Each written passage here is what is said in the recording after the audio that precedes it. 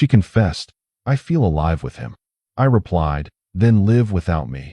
Ended the wedding, liquidated our life, cut all contact, and smiled when alive came with medical consequences. Hey Reddit, I feel alive with him in ways I never have with you. Those words came out of Rebecca's mouth 3 weeks before our wedding. We were standing in our kitchen, the one we'd renovated together last summer, the one where we'd planned our entire future over morning coffee and late-night wine. I'm 31. She's 29. We'd been together for 6 years, engaged for 8 months. The invitations were already sent. The venue was paid for. Her dress was hanging in our closet. I set down my coffee mug with surgical precision. "Then you should live without me." Her face went white. "What? No, that's not. I'm just being honest about my feelings. Trevor makes me feel things I thought I'd lost, but it doesn't mean." Trevor. I let the name hang in the air. "Your CrossFit instructor. It's not what you think." Rebecca. I looked at her directly, and I watched her flinch. "I don't care what it is. You just told me another man makes you feel more alive than I do. So go be alive with him. I'm not interested in being your safety net while you chase electricity with someone else. You're overreacting. People in long-term relationships talk about this stuff. It's normal to. To what? To tell your fiancé that your trainer gives you butterflies? That he makes you feel things I apparently can't." I grabbed my car keys. "I'm going to my brother's place. When I come back tomorrow, I want you gone." "This is my apartment too." "Actually," I said, pausing at the door, "it's my apartment. You moved in 2 years ago. Your name's not on the lease. You have 24 hours. I walked out to the sound of her crying. The thing is, I wasn't even angry in that moment. I was just done. Completely, utterly finished. My brother Daniel opened his door at 11 p.m. looking confused. "Aren't you getting married in 3 weeks?" "Was getting married. Can I crash here tonight?" He stepped aside without another word. That's the thing about Daniel. He's 3 years older than me, divorced himself, and he knows when to just shut up and hand you a beer. Around midnight, after I'd explained everything, he said, "So what's your plan? Cancel everything. Get her out. Move on. You seem weirdly calm about this." I stared at the beer bottle in my hand. "You remember what you told me when Michelle cheated on you? That I should have left the first time I felt disrespected instead of the 10th? Exactly. This isn't the first time Rebecca's made me feel like an option. It's just the first time she said it out loud." Daniel raised his eyebrows. "You want to elaborate on that?" I did, and it all came pouring out. Rebecca and I met at a mutual friend's birthday party. She was smart, beautiful, ambitious. She worked in marketing for a tech startup. I'm a financial analyst for a mid-size investment firm. We clicked immediately. The first year was great. The second year was good. By year 3, I started noticing little things. She'd mention other guys a lot. Not in a cheating way, just in a "this guy at work is so funny," or "this guy at the gym gave me great advice" way. I didn't think much of it at first. Then I noticed she'd light up when talking about these other men in ways she didn't with me anymore. When I brought it up once, she said I was being insecure, that I was trying to control who she talked to. So I dropped it. Then there was the phone thing. She became protective of her phone around year 4. Not weird protective, just careful. She'd turn it face down, take it to the bathroom, clear notifications quickly. Again, when I mentioned it, she said I was being paranoid, that I was projecting my own insecurities. So I dropped it again. Looking back, I was a coward. I stayed because I'd invested so much time. Because starting over at 30 seemed exhausting. Because everyone liked us together. Because her parents loved me. Because I convinced myself that all relationships lose their spark eventually and you just work through it. But that night in my brother's apartment, I realized something. I didn't want to work through it anymore. "So what happened with this Trevor guy?" Daniel asked. "She joined this CrossFit gym 6 months ago. Started going 5 times a week. Got really into it. Started dressing differently. Lost weight, which was fine, but she became obsessed with it. Trevor's the head trainer there. Mid-30s, apparently looks like he's carved from marble, has that motivational speaker energy.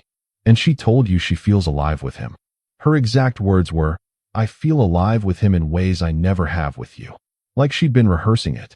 Like she wanted me to know." Daniel whistled low. "That's stone cold. I think she wanted permission." "For what?" "To cheat. Or maybe she already has and wanted to ease her guilt by making it seem like my fault for not making her feel alive enough." My phone buzzed. 47 text messages from Rebecca. I didn't read any of them. "You're really not going to read those?" Daniel asked. What's the point? She's either apologizing without meaning it, or she's angry that I called her bluff. Either way, I don't care. That night, I didn't sleep. I lay on Daniel's couch and made lists in my head. Cancel the venue. Lose the deposit, but that's fine. Cancel the catering. Probably lose that deposit too. Cancel the photographer. Might be able to get some money back. Return the rings. I'd bought them 3 months ago. Contact all the guests. Make it simple. Wedding's off. We've split. Please don't take sides. Thanks for understanding. Find a new apartment. Couldn't stay in the old one with those memories.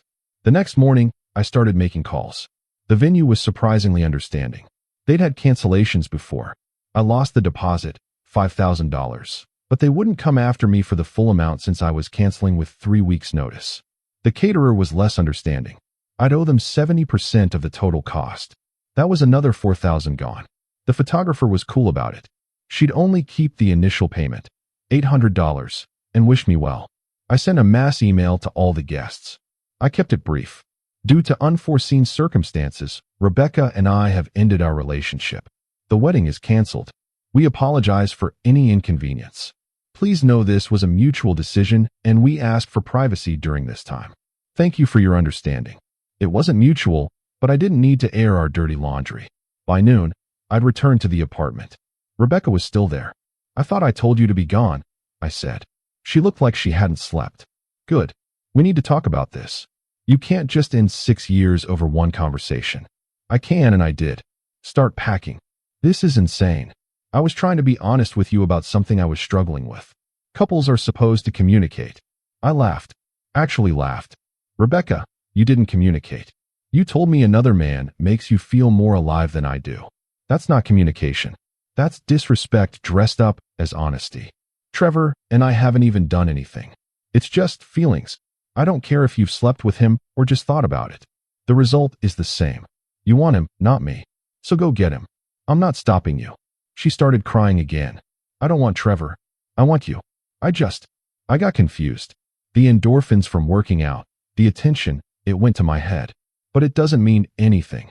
It means something to me. Please. She grabbed my arm. Please don't do this. We can go to therapy. We can work through this. I'll quit the gym. I'll never see Trevor again. I removed her hand from my arm. Rebecca, I'm going to tell you something, and I need you to really hear it. Even if you never see Trevor again, even if you swear on your life that nothing physical happened, I will never look at you the same way. Every time we're together, I'll remember what you said. Every time things feel routine, I'll wonder if you're looking for someone to make you feel alive again. I'll spend the rest of our relationship waiting for the next Trevor, and I won't live like that. That's not fair. You're right. It's not. But neither is being told I'm not enough to make you feel alive. She stared at me, and I watched the realization sink in. I wasn't angry. I wasn't hurt. I was just done. You already made up your mind, she whispered. I did. Yesterday, in the kitchen. Now pack your stuff. It took her 6 hours. I helped her load boxes into her car in silence. Her parents called 3 times. I didn't answer. When her car was finally packed, she turned to me one last time. I'm sorry, she said. I know. I do love you. Maybe. But you love the idea of Trevor more. She drove away, and I never saw her again in person. The next few weeks were mechanical. I canceled everything, packed up the apartment, broke my lease early, and ate the penalty. I found a new place across town. Smaller, more expensive, but it was mine and mine alone. I blocked Rebecca on everything. Phone, social media, email. Complete blackout. Friends reached out. I gave them the same response. We weren't compatible. It's done. I'm fine. My parents were confused but supportive. They'd liked Rebecca, but they liked me more. Work became my refuge. I threw myself into projects, took on extra assignments, stayed late. My boss noticed and seemed pleased. I got a promotion 2 months after the breakup. Funny how that works. But here's where the story gets interesting. 3 months after the breakup, Daniel called me. You're not going to believe this. Try me. Rebecca's pregnant. I felt nothing. Good for her. No, dude. She's pregnant with Trevor's kid. Apparently they got together right after you split. She's already showing. I did the math in my head. If she was showing at 3 months, she was probably a month or 2 along, which meant she got pregnant within weeks of our breakup. Maybe even before. Still don't care. I said. There's more. Trevor's married. Now that made me pause. Excuse me. Yeah. Wife and 2 kids. The wife found out about Rebecca. Huge blowout. Trevor's getting divorced. He's losing his job at the gym.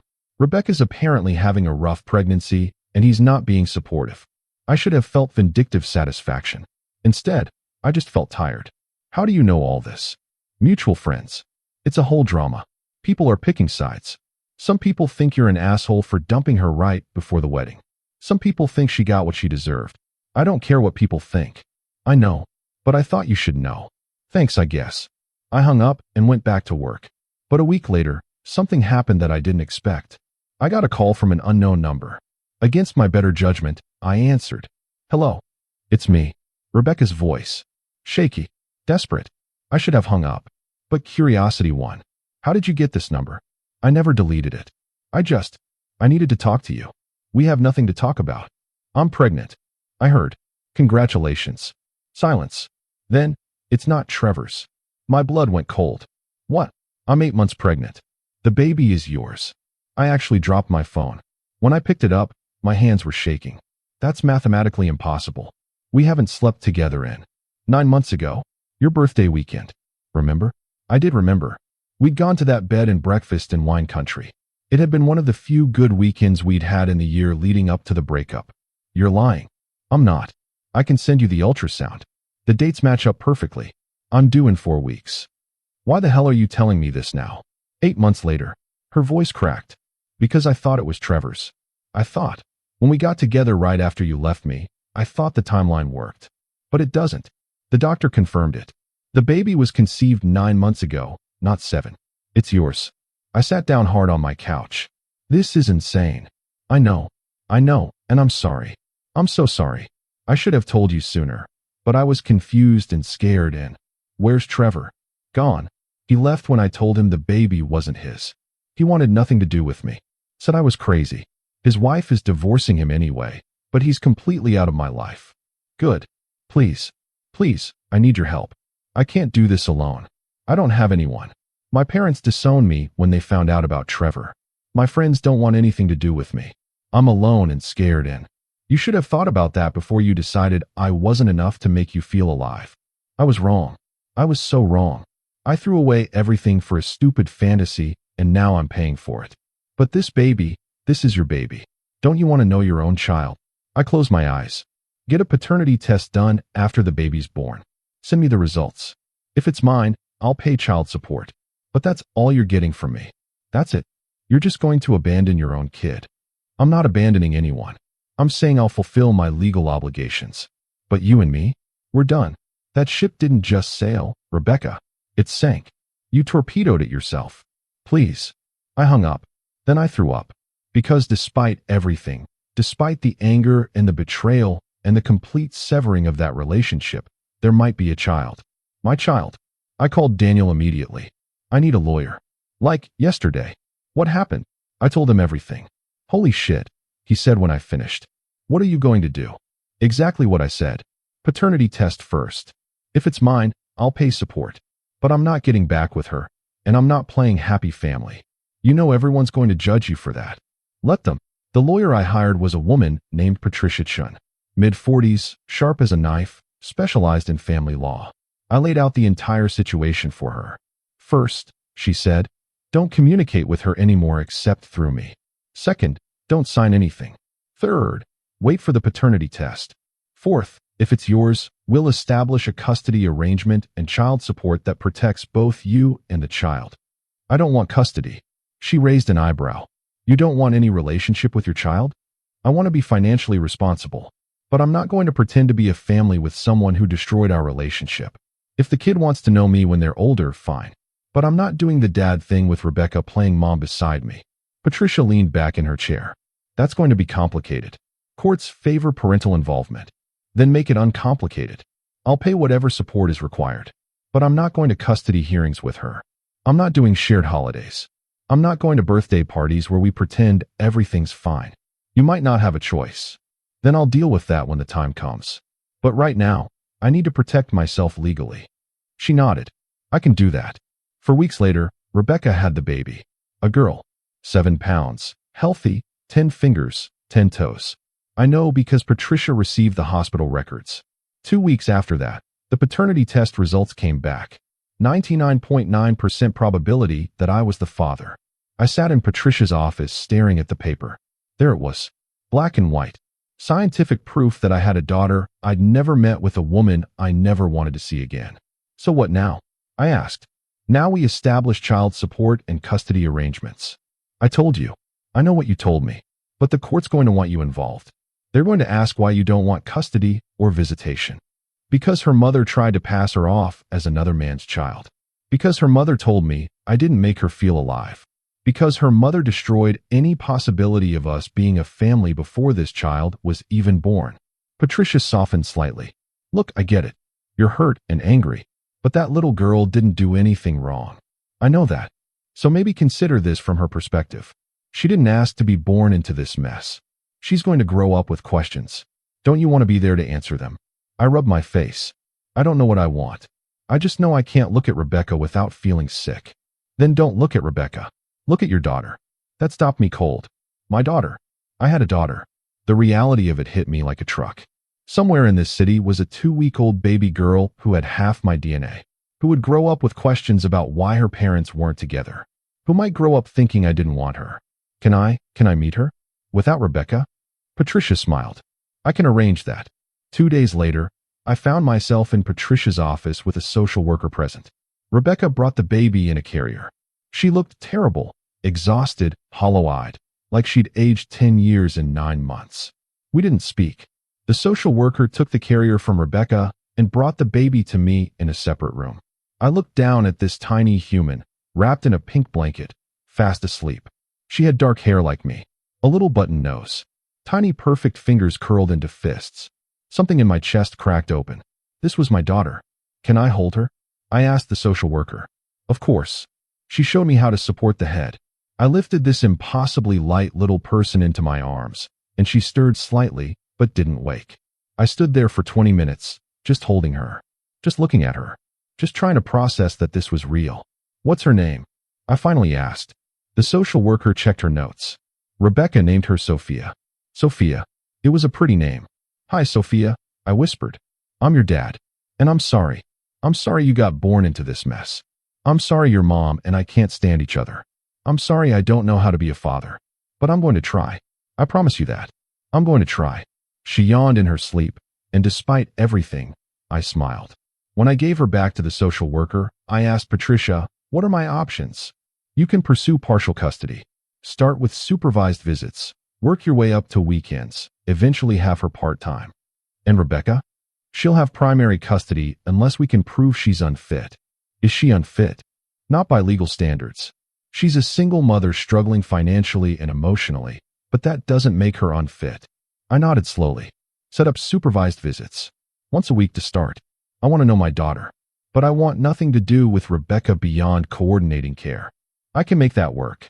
Over the next 6 months, I saw Sophia once a week. At first it was awkward. I didn't know what to do with the baby. But the social worker taught me how to change diapers, how to feed her, how to burp her, how to soothe her when she cried. Slowly something grew. A bond. A connection. She'd light up when she saw me. She'd grab my finger with her tiny hand. She'd fall asleep on my chest while I read to her. I fell in love with my daughter. But I still wanted nothing to do with Rebecca. We communicated only through Patricia and her lawyer. Short, professional emails about pickup times and doctor's appointments. No personal conversation. No reconciliation talks. Nothing. Rebecca tried a few times. She'd linger at drop-offs. She'd try to start conversations. She sent me a long email once, apologizing again, begging for another chance. I never responded. Because here's the thing. I could forgive her for the sake of Sophia. I could be civil during exchanges. I could even acknowledge that she seemed to be trying to be a good mother. But I couldn't forget what she'd said. I couldn't forget that she'd been willing to throw away everything we'd built for someone who made her feel alive. I couldn't forget that she'd tried to pass off my daughter as another man's child. Some things you don't come back from. By the time Sophia was a year old, I had her every other weekend. I'd moved to a bigger apartment with a second bedroom that I'd converted into a nursery. Pink walls, a crib, toys everywhere. When she was with me, I was fully present. No distractions. Just me and her. My parents adored her. Daniel called himself the coolest uncle ever. My friends who'd stuck by me through the breakup were happy to meet her. Life moved on. But then, something happened that I hadn't expected. 18 months after Sophia was born, Patricia called me. We need to meet. It's about Rebecca. I drove to her office immediately. What's wrong? Rebecca's sick. She went to the doctor last week for some symptoms she'd been ignoring. They ran tests. It's serious. My stomach dropped. How serious? Cervical cancer. Stage 3. Apparently, it's been developing for a while. The pregnancy might have masked some of the symptoms. I sat down heavily. What's the prognosis? Not great. She's starting treatment immediately, chemo, possibly radiation. But her doctors are saying even with treatment, it's going to be a tough fight. I felt numb. Why are you telling me this? Because if something happens to Rebecca, you're Sophia's only parent. We need to discuss custody arrangements in case Rebecca becomes too sick to care for her, or worse. The room spun slightly. She could die. It's a possibility we have to prepare for. I drove straight to Rebecca's apartment. I hadn't been there since the day I'd helped her pack up our old place. I knocked on the door, and when she opened it, I barely recognized her. She'd lost weight. Her skin was pale. Her hair, which had always been her pride, was thinning. Hi, she said quietly. Patricia told me. She nodded. Come in. The apartment was small but clean. Sophia's toys were everywhere. Photos of her on every surface. Rebecca had clearly been trying her best. We sat on her couch in silence for a moment. I'm sorry, I finally said. For what? That you're going through this. She gave a bitter laugh. Karma, right? I destroyed us, tried to replace you with a married man who abandoned me, and now I'm dying. Feels pretty cosmic. Don't say that. Why not? It's true. I threw away the best thing in my life because I was selfish and stupid. And now, she gestured at herself. Now I'm paying for it. That's not how cancer works, isn't it? The doctors said stress can be a factor, and I've been stressed since the day you walked out. Stressed about money, about being alone, about raising Sophia by myself. Maybe my body just gave up. I didn't know what to say to that. I need to ask you something, Rebecca said. If I don't make it through this, will you take care of her? Will you make sure she knows I loved her? Of course. Not just legally. I mean really take care of her. Be her dad. Be present. Don't let her grow up thinking neither of her parents wanted her. I would never let her think that. And maybe, she looked down at her hands. Maybe tell her I wasn't always terrible, that I loved you once, that we were happy before I ruined it. I don't want her only memory of me to be the woman who destroyed her parents' relationship. My throat was tight. Rebecca, I know I don't deserve your forgiveness. I know I don't deserve anything from you. But she deserves to know her mother wasn't a complete monster. She'll know, I said. I promise. Rebecca started treatment the next week. I took Sophia full-time while she went through chemo. It was brutal. She'd call me after sessions, barely able to speak, just wanting to hear Sophia's voice. I'd put the phone on speaker and let Sophia babble to her mom. Sophia was too young to understand, but Rebecca would cry listening to her. 3 months into treatment, Rebecca's hair was gone completely. She'd lost 30 pounds. She could barely keep food down. But she fought. God, she fought. I brought Sophia to visit when Rebecca was up for it. Those visits were hard. Sophia would reach for her mom, confused about why mommy looked different, why mommy couldn't pick her up anymore. But Rebecca would smile through the pain and hold her daughter's hand and sing to her even when her voice was barely a whisper. I had to admit, whatever else Rebecca was, she loved Sophia with everything she had. 6 months into treatment, the doctors delivered the news we'd all been dreading. The cancer had spread. The treatment wasn't working. Rebecca had maybe a year left, probably less. She told me in her hospital room, with Sophia playing with blocks on the floor between us. I need you to promise me something, she said. Anything. Don't let her forget me. Take pictures, videos. Tell her stories. I need her to know I existed, that I loved her, that I tried. She'll know. And maybe. She looked at me with those hollow eyes. Maybe forgive me. Eventually. Not now. I don't expect that. But someday. For her sake. I took her hand. It was cold and thin. I forgive you, Rebecca. She started crying. You don't have to. I do. Because carrying that anger isn't helping anyone. You made mistakes. I made mistakes. We both hurt each other. But we made something beautiful together. I looked down at Sophia. And I can't hate you when I look at her. Rebecca squeezed my hand weakly. Thank you. She died 4 months later. Peacefully, in hospice, with me and Sophia there. Sophia was too young to understand. She kept asking where mommy was for weeks. I held my daughter and explained as best as I could that mommy was gone, but she'd loved her very much. That mommy was sick and couldn't stay. That it wasn't anyone's fault. The funeral was small. Rebecca's parents came. They'd reconciled with her near the end. Some old friends. A few coworkers. I gave a eulogy where I talked about the good parts. The early years. How smart she was. How hard she'd fought for Sophia. I left out the rest. Sophia didn't need to know the messy middle. She'd learn eventually, when she was older, but for now she could just know that her mother had loved her. After the funeral, Rebecca's mom approached me. Thank you, she said, for taking care of her at the end, for letting her see Sophia. We know what she did to you. We know she didn't deserve your kindness. She was Sophia's mother, I said simply. That's all that mattered. Now it's been a year since Rebecca died. Sophia is 3 years old. She calls me Dada. She doesn't remember her mom, not really, but I show her photos every day. I tell her stories. I make sure she knows Rebecca loved her. I never remarried. Maybe I will someday. Maybe I won't.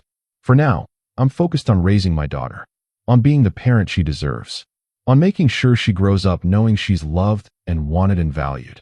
Sometimes I think about that day in the kitchen. The day Rebecca told me she felt alive with someone else. The day I walked away from 6 years without looking back.